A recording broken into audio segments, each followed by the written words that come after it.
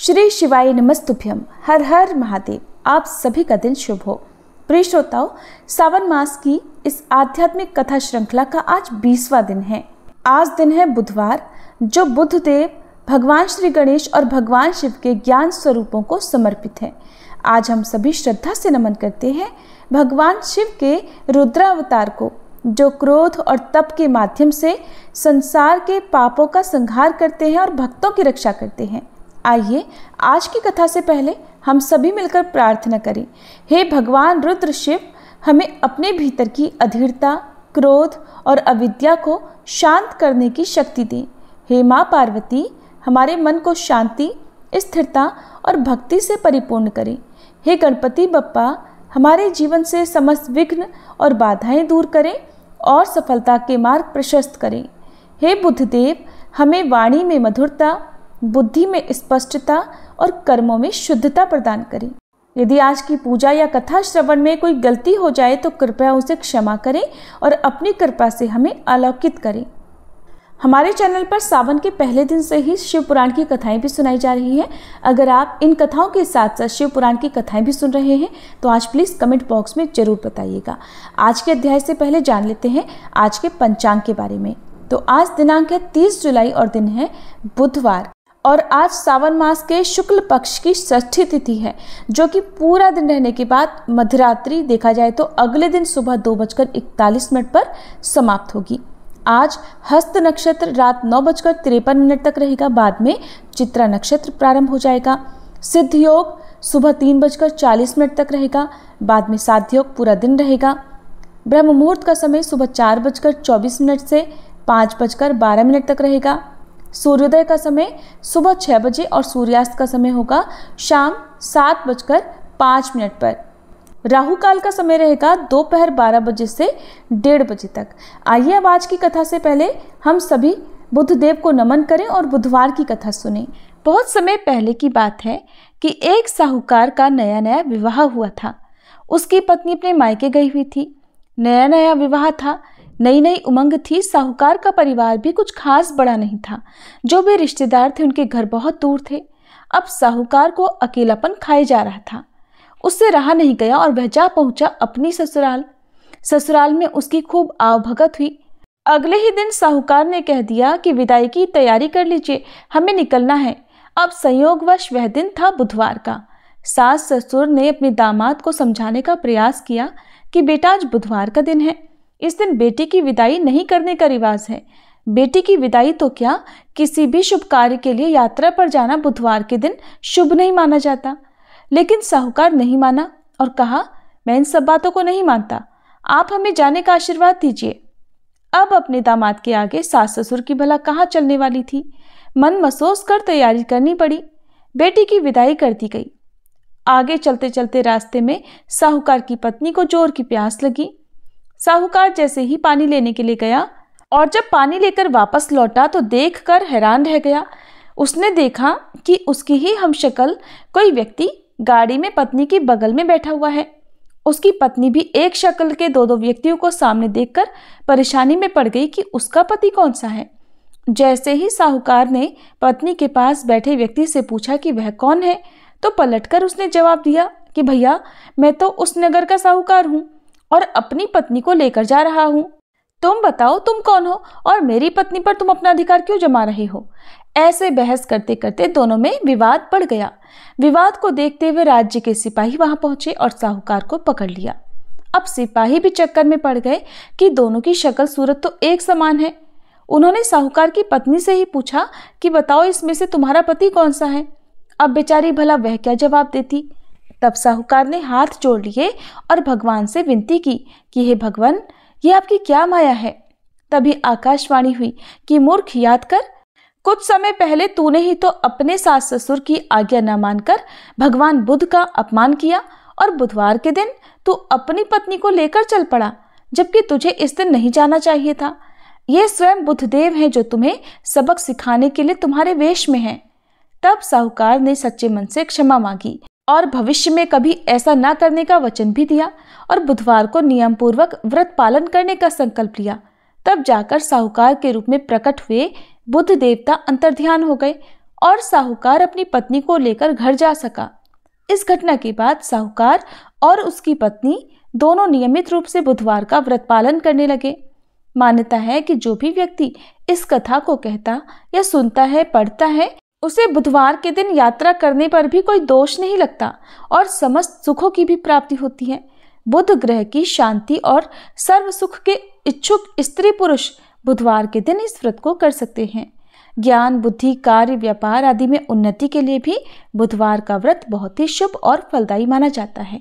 आज के दिन बुध देवता के साथ साथ भगवान गणेश जी की पूजा का भी विधान है। ये थी बुधवार की कथा। अब सुनिए आज का महात्म्य।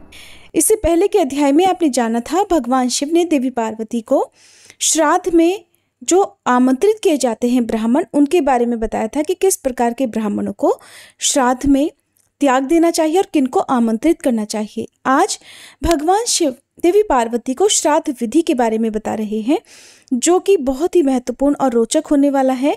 आप सभी को आज के अध्याय को जरूर सुनना चाहिए।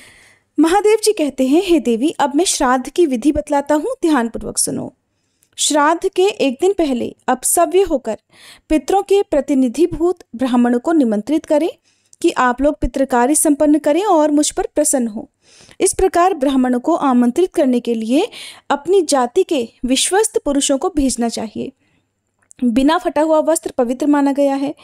अगर मूर्ख ब्राह्मण अपने सामने ही रहता हो और गुणवान अपने से बहुत दूर बसता हो तो गुणवान को भी श्राद्ध का निमंत्रण देना चाहिए, लेकिन मूर्ख को त्यागना नहीं चाहिए। जो अपने निकटवर्ती ब्राह्मण को पतित न होने पर भी त्याग कर दूर रहने वाले गुणवान की पूजा करता है, वह घोर नरक में जाता है। वेद, विद्या और व्रत में निष्णात क्षत्रिय ब्राह्मण अगर घर पर आ जाए तो विधि पूर्वक उसका पूजन करके मनुष्य परम गति को प्राप्त होता है।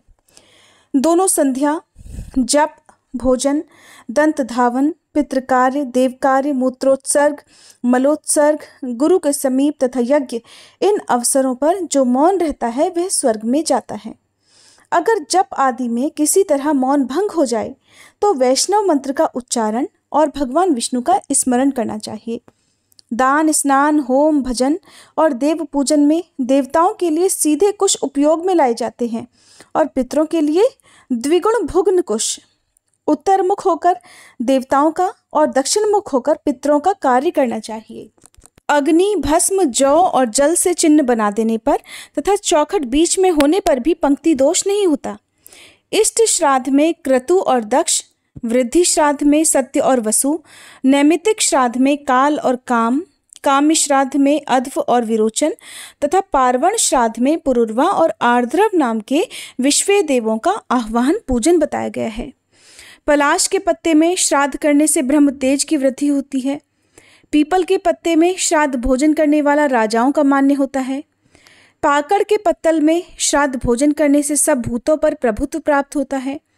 वट के पत्ते में भोजन करने से पुष्टि, प्रजा, वृद्धि, प्रज्ञा, धृति और स्मृति की प्राप्ति होती है। गंभारी का पत्ता राक्षसों का नाश करने वाला और यशोदायक होता है। महुए के पत्ते में भोजन करने से उत्तम सौभाग्य प्राप्त होता है। अर्जुन वृक्ष के पत्ते में श्राद्ध करने वाला सब अभीष्ट फलों को प्राप्त कर लेता है। मदार के पत्ते में श्राद्ध करने से उत्तम कांति और प्रकाश की प्राप्ति होती है। बांस के पात्र में श्राद्ध करने वाले पुरुष के खेत, बगीचे और पोखरे में सदैव मेघ पानी बरसाते हैं। सोने चांदी के पात्रों में श्राद्ध करने से पूर्वोक्त सभी पत्रों के फल की प्राप्ति होती है। पलाश, अर्जुन, वट, पाकड़, पीपल, कटाए, गूलर, बिल्व और चंदन ये यज्ञ संबंधी वृक्ष हैं। सरल, देवदार, साखू, खैर ये वृक्ष संविधा के लिए उपयुक्त हैं। श्लेषमातक, नक्तमाल, कैथ, सेमल, नींबू और बहेड़ा ये वृक्ष श्राद्ध कर्म में निंदित हैं। इन वृक्षों का प्रयोग कभी भी नहीं करना चाहिए। जहां अनिष्ट शब्द सुनाई पड़ते हों, जो बहुत रूखी और जीव जंतुओं से भरी हुई हो तथा जहां दुर्गंध फैल रही हो, ऐसी भूमि को श्राद्ध कर्म में सदा त्याग दें। अंग, बंग, कलिंग, सिंधु का उत्तर तट तथा जहां आश्रम धर्म और वर्ण धर्म नष्ट हो गए हों, ऐसे देश यत्नपूर्वक श्राद्ध कर्म में त्याग देने योग्य हैं। देवी, ब्राह्मण सतयुग, क्षत्रिय नेता, वैश्य द्वापर और शूद्र कलयुग माना गया है।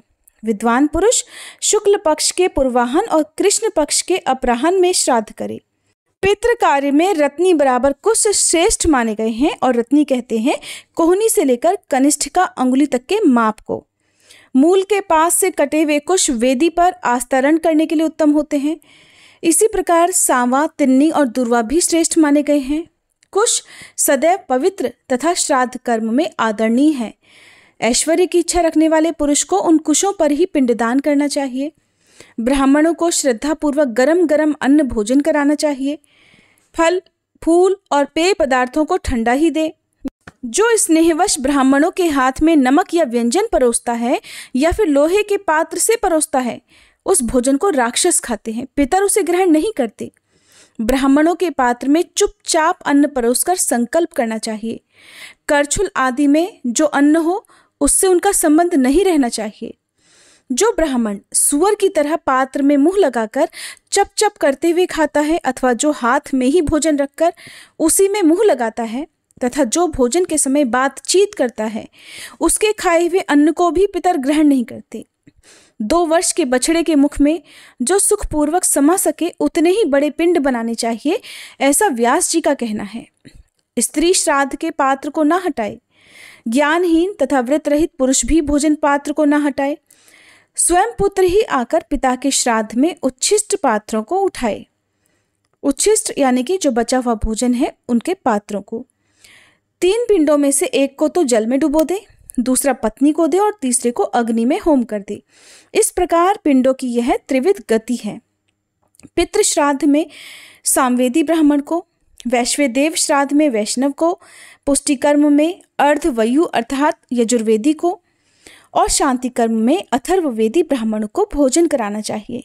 देव श्राद्ध में 2 अथर्ववेदी ब्राह्मणों को पूर्व दिशा की ओर मुंह करके बिठाना चाहिए और पितृ श्राद्ध में ऋग्वेदी, यजुर्वेदी तथा सामवेदी इन 3 ब्राह्मणों को उत्तर दिशा की ओर मुंह करके बिठाना चाहिए। चमेली, बेला और श्वेत जूही आदि फूलों का श्राद्ध में सदा ही उपयोग करें। जल से पैदा होने वाले सभी तरह के फूल और चंपा का भी श्राद्ध में उपयोग करना उचित है।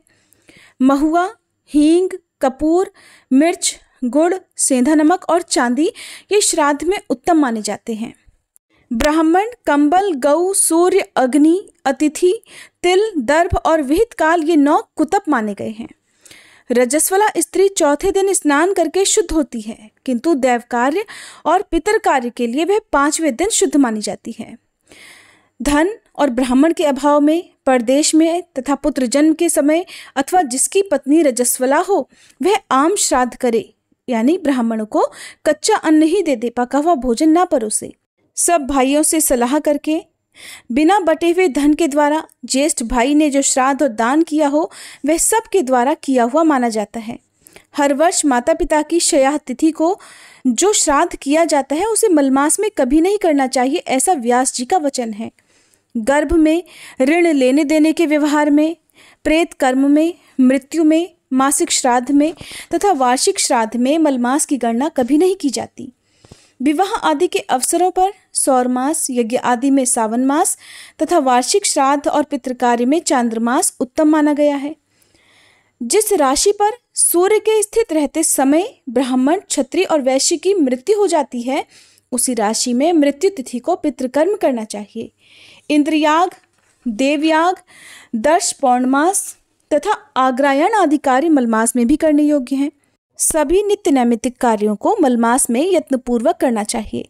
इसी प्रकार तीर्थ स्नान, गज छाया स्नान और प्रेत श्राद्ध भी मलमास में अवश्य ही करने योग्य हैं। जहाँ भोजन करने वाले भाई, बंधु और सगोत्र पुरुष नहीं उपलब्ध होते और अंत्यज आदि से श्राद्ध भूमि गिर जाती है, वहाँ ये सब राक्षसी श्राद्ध का लक्षण है।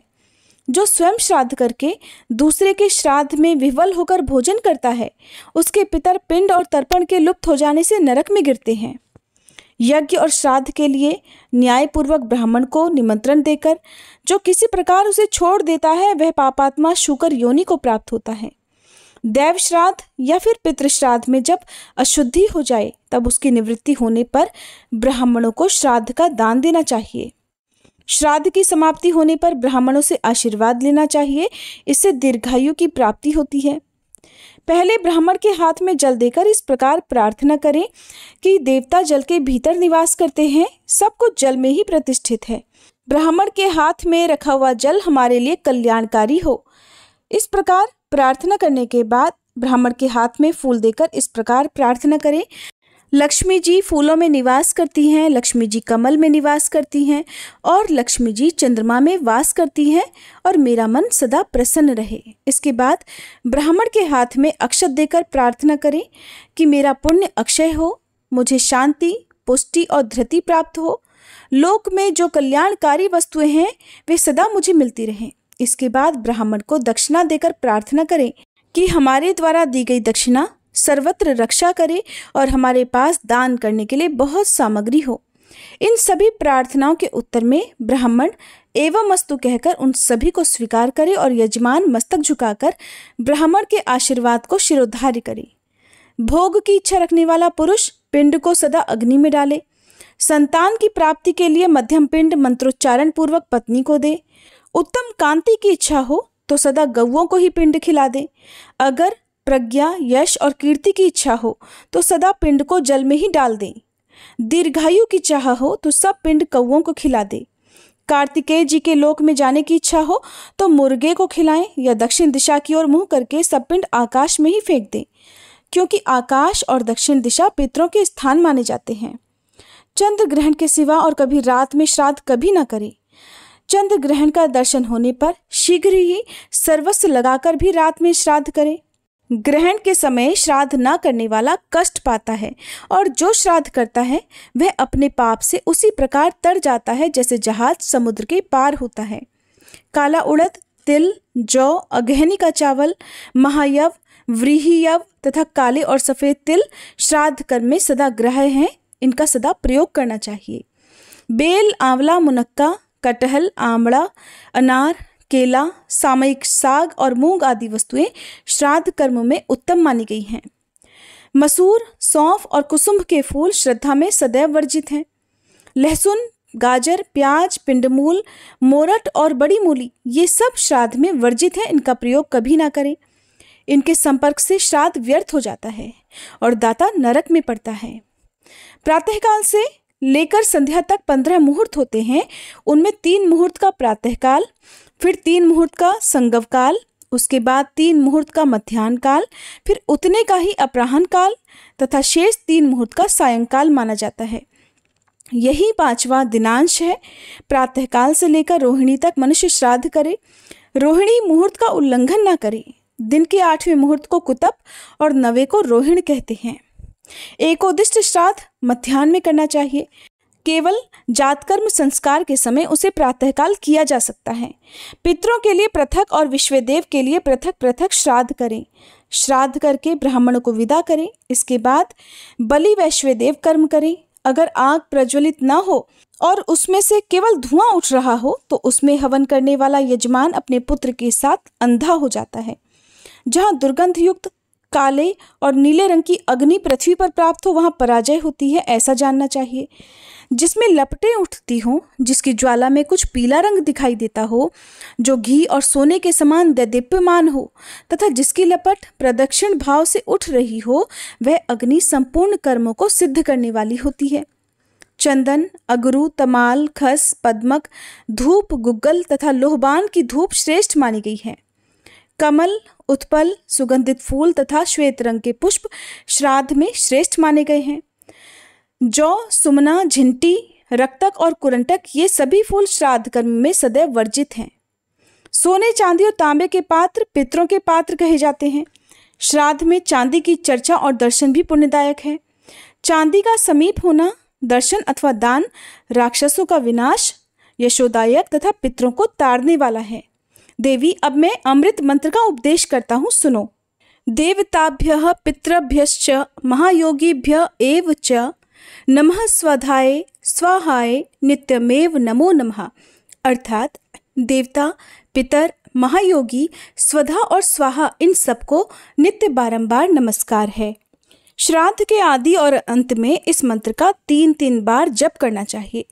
ब्राह्मणों द्वारा सदैव पूजित होने पर यह मंत्र अश्वमेध यज्ञ का फल देता है। पिंडदान के समय भी एकाग्रचित्त होकर इस मंत्र को जपे। इससे पितर प्रसन्न होते हैं तथा राक्षस भाग जाते हैं। अब मैं सप्तार्चिष स्तोत्र कहता हूँ, जो मूर्ति रहित और मूर्तिमान है, जिनका तेज सब ओर उद्दीप्त है और जो सर्वत्र व्यापक और दिव्य दृष्टि वाले हैं। उन पितरों को मैं सदा नमस्कार करता हूँ, जो इंद्र आदि देवताओं तथा दक्ष और कश्यप के भी नेता हैं और सप्तऋषियों तथा पितरों के भी नायक हैं। सबकी अभिलाषा पूर्ण करने वाले उन पितरों को मैं नमस्कार करता हूँ, जो मनु आदि सब मनुष्यों तथा सूर्य और चंद्रमा के भी माननीय पितर हैं। उन सबको मैं हाथ जोड़कर प्रणाम करता हूँ। जो नक्षत्रों, ग्रहों, वायु, अग्नि, आकाश और पृथ्वी के भी पिता हैं, उन सबको मैं हाथ जोड़कर नमस्कार करता हूँ। सातों लोकों में रहने वाले सातों पितरों को नमस्कार है, नमस्कार है। योग दृष्टि वाले स्वयंभू ब्रह्मा जी को नमस्कार करते हैं। ये सप्तार्चिष स्तोत्र ब्रह्म ऋषि गणों से पूजित, परम पवित्र तथा समस्त राक्षसों का विनाशक है। इस प्रकार हे देवी, इस स्तोत्र का 3 बार जप करे। जो श्रद्धालु जितेंद्रिय तथा एकाग्रचित्त होकर बड़ी श्रद्धा के साथ प्रतिदिन इस सप्तार्चिष स्तोत्र का जप करता है, वह 7 समुद्रों वाली पृथ्वी का एकमात्र राजा होता है। जो इस श्राद्ध कल्प का नित्य पाठ करता है, वह पंक्ति पावन है। वही 18 विद्याओं का पारंगत विद्वान माना गया है। पितर लोग प्रसन्न होकर मनुष्यों को प्रज्ञा, पुष्टि, स्मृति, मेधा, राज्य तथा आरोग्य प्रदान करते हैं। हे देवी, इस प्रकार सरस्वती और समुद्र के संगम पर मनुष्य को विधिपूर्वक श्राद्ध करना चाहिए। जय भोलेनाथ। आज की कथा में बस इतना ही। अब सुनिए शिव चालीसा पाठ। जय गणेश गिरिजा सुवन, मंगल मूल सुजान, कहत अयोध्या दास तुम, देहु अभय वरदान। जय गिरिजापति दीन दयाला, सदा करत संतन प्रतिपाला। भाल चंद्रमा सोहत नीके, कानन कुंडल नाग फनीके। अंग गौर शिर गंग बहाए, मुंड माल तन क्षार लगाए। वस्त्र खाल बाघांबर सोहे, छवि को देखी नाग मन मोहे। मैना मातु की हवे दुलारी, वाम अंग सोहत छवि न्यारी। कर त्रिशूल सोहत छवि भारी, करत सदा शत्रुन क्षयकारी। नंदी गणेश सोहित है कैसे, सागर मध्य कमल है जैसे। कार्तिक श्याम और गणराऊ, या छवि को कही जात न काऊ। देवन जब ही जाय पुकारा, तब ही दुख प्रभु आप निवारा। किया उपद्रव तारक भारी, देवन सब मिली तुम ही जुहारी। तुरत षडानन आप पठायऊ, लव निमेष मह मारी गिरायऊ। आप जलंधर असुर संहारा, सुयश तुम्हार विदित संसारा। त्रिपुरासुर सन युद्ध मचाई, सब ही कृपा कर लीन बचाई।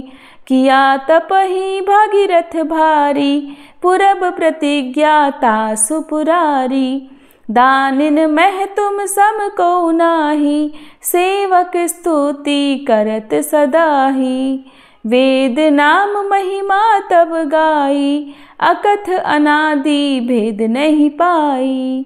प्रकटी उदधि मंथन में ज्वाला, जरत सुरासुर भय विहाला। कीन्ही दया तह करि सहाई, नीलकंठ तब नाम कहाई। पूजन रामचंद्र जब कीन्हा, जीत के लंक विभीषण दीन्हा। सहस कमल में हो रहे धारी, कीन्ह परीक्षा तब ही पुरारी। एक कमल प्रभु राखे उजोई, कमल नयन पूजन चह सोई। कठिन भक्ति देखी प्रभु शंकर, भय प्रसन्न दिए इच्छित वर। जय जय जय अनंत अविनाशी, करत कृपा सबके घटवासी। दुष्ट सकल नित मोहि सतावे, भ्रमत रहो मोहि चैन ना आवे। त्राहि त्राहि मैं नाथ पुकारो, ये ही अवसर मोहि आन उबारो। लै त्रिशूल शत्रुन को मारो, संकट से मोहि आन उबारो। मात पिता भ्राता सब होई, संकट में पूछत नहीं कोई। स्वामी एक है आस तुम्हारी, आए हरहु मम संकट भारी। धन निर्धन को देत सदाही, जो कोई जाचे सो फल पाही। स्तुति के ही विधि करे तुम्हारी, क्षमहु नाथ अब चूक हमारी। शंकर हो संकट के नाशन, मंगल कारण विघ्न विनाशन। योगी यति मुनि ध्यान लगावे, शारद नारद शीश नवावे। नमो नमो जय नमः शिवाय, सुर ब्रह्मादिक पार न पाए। जो यह पाठ करे मन लाई, तापर होत है शंभु सहाई। ऋनिया जो कोई हो अधिकारी, पाठ करे सो पावन हारी। पुत्र होन कर इच्छा जोई, निश्चय शिव प्रसाद ते ही होई। पंडित त्रयोदशी को लावे, ध्यान पूर्वक होम करावे। त्रयोदशी व्रत करे हमेशा, ताके तन नहीं रहे कलेशा। धूप दीप नैवेद्य चढ़ावे, शंकर सम्मुख पाठ सुनावे। जन्म जन्म के पाप नसावे, अंत धाम शिवपुर में पावे। कहे अयोध्या दास आस तुम्हारी, जानी सकल दुख हरहु हमारी। नित नेम कर प्रातः ही पाठ करो चालीसा, तुम मेरी मनोकामना पूर्ण करो जगदीश। मगसर छठी हेमंत ऋतु संवत 64 जान, स्तुति चालीसा शिव ही पूर्ण कीन कल्याण। हर हर महादेव। ओम जय शिव ओमकारा, स्वामी जय शिव ओमकारा। ब्रह्मा विष्णु सदा शिव, ब्रह्मा विष्णु सदा शिव। अर्धांगी धारा, ओम जय शिव ओमकारा। एकानन चतुरानन पंचानन राजे, स्वामी पंचानन राजे। हंसासन गरुड़ासन वृषवाहन साजे, ओम जय शिव ओमकारा। दो भुज चारु चतुर्भुज, 10 भुज अति सोहे, स्वामी 10 भुज अति सोहे। त्रिगुण रूप निरखता, त्रिभुवन जन मोहे। ओम जय शिव ओमकारा। अक्षमाला वनमाला मुंडमाला धारी, स्वामी मुंडमाला धारी। चंदन मृग मद सोहे, भाले शशिधारी। ओम जय शिव ओमकारा। श्वेतांबर पीतांबर बाघांबर अंगे, स्वामी बाघांबर अंगे। सनकादिक गरुड़ादिक भूतादिक संगे, ओम जय शिव ओमकारा। कर के मध्य कमंडल चक्र त्रिशूलधारी, स्वामी चक्र त्रिशूलधारी। सुखकारी दुखहारी जग पालनकारी, ओम जय शिव ओमकारा। ब्रह्मा विष्णु सदा शिव जानत अविवेका, स्वामी जानत अविवेका। प्रणवाक्षर में शोभित ये तीनों एका, ओम जय शिव ओमकारा। त्रिगुण स्वामी जी की आरती जो कोई नर गावे, स्वामी जो कोई नर गावे। कहत शिवानंद स्वामी, रटत भोलानंद स्वामी, सुख संपत्ति पावे। ओम जय शिव ओमकारा, ओम जय शिव ओमकारा, स्वामी जय शिव ओमकारा। ब्रह्मा विष्णु सदा शिव, अर्धांगी धारा। ओम जय शिव ओमकारा।